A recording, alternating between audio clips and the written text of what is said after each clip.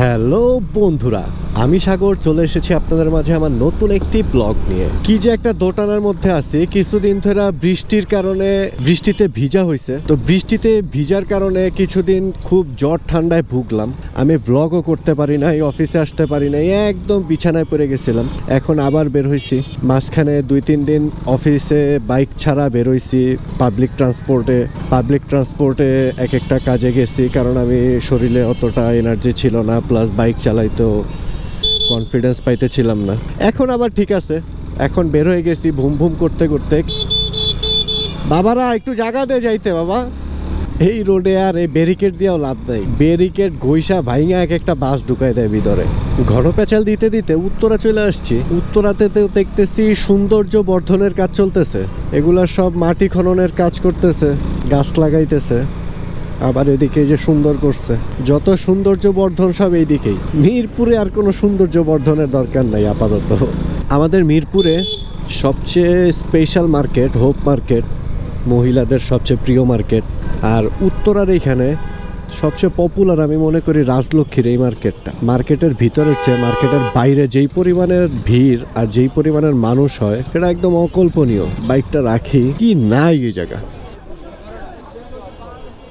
আবার ইউটিউবে অনেক রিভিউ দেখছি যে এদিকে খুব কম দামে ভালো ভালো জিনিস পাওয়া যায়, জানি না কতখানি সত্যি।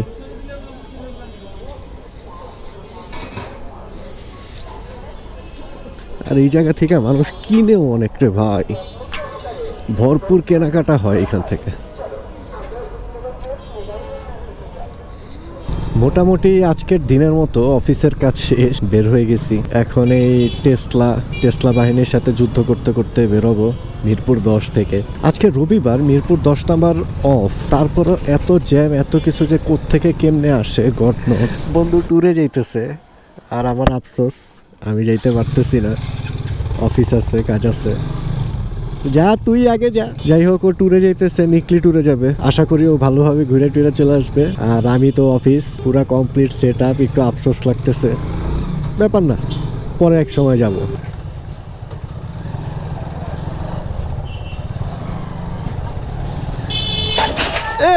রে ভাই, এটা কোনো কাজ হইলো? এটা কোনো কাজ হইলো রে ভাইয়া? এটা কি করলা?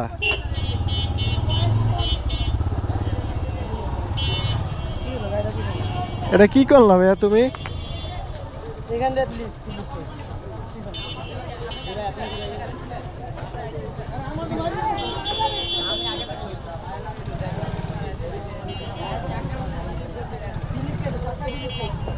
ভাই আপনি ঠিক আছেন?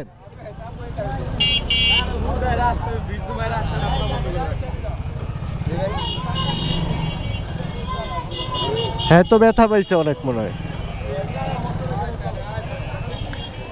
এই ভাই, বেশি ব্যথা লাগছে নাকি? বেশি ব্যথা পাইছে? ইস, এই তেরিকা,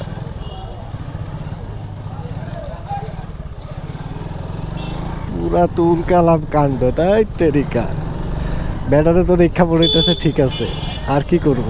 এটা কোনো কাজ হইলো? ভদ্র বাইক চালাইতে চালাইতে এমনি মেরে দিল, আল্লাহ মাফ করুক। মামা একটা অ্যাক্সিডেন্ট হয়েছে। আচ্ছা যাই হোক, একটু তেল নেই আগে। ধরো আমার সারাদিনের ডায়েরি আপনাদের সামনে প্রেজেন্ট করলাম আমার মোটো দিনের মাধ্যমে। সবাই আমার ভিডিওটা দেখবেন, ভালো লাগলে সাবস্ক্রাইব করবেন। সবাই সবার জীবন যুদ্ধে ভালো থাকবেন, সুস্থ থাকবেন, সুন্দর থাকবেন। দোয়া করবেন আমার জন্য, আমাকে ভালোবাসা দিয়ে আমাকে সাপোর্ট করে আমার পাশেই থাকবেন। আল্লাহ হাফেজ।